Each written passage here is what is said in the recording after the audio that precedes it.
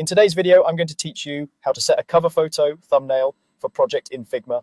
By the end, you'll know exactly how to find a great thumbnail template, open it in your workspace, and set a frame as the cover so your project looks polished and easy to spot in your file browser. First, head over to figma.com and sign into your account so you can access your files and the broader design community. We're going to use a ready-made template to make this quick and consistent. Once you're in, click on Community. This is Figma's library of files shared by designers around the world. It's a great place to discover templates that follow best practices for thumbnails, including proper sizing and layout. In the community search bar, type the word thumbnail. You'll see a variety of file thumbnails and cover templates created specifically for Figma projects. Look for options that include clear layouts, space for your project name, and strong visual hierarchy so your cover is readable at a small size.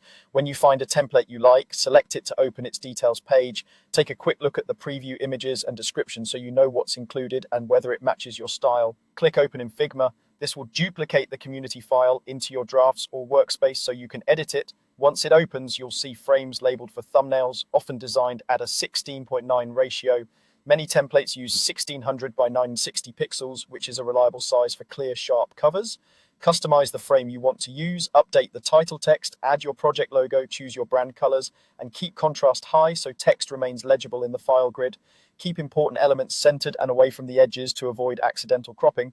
If the template includes multiple variations, pick the one that best reflects your project. Now select the exact frame you want as your cover. Right-click on that frame to bring up the context menu. This ensures Figma knows which frame you intend to set as the thumbnail. From the menu, click Set as Thumbnail. Figma will apply that frame as the cover image for the file, and you'll see it update in your file browser shortly. That's it. Your project now has a clean, branded cover. You can change it anytime by repeating the same action on a different frame.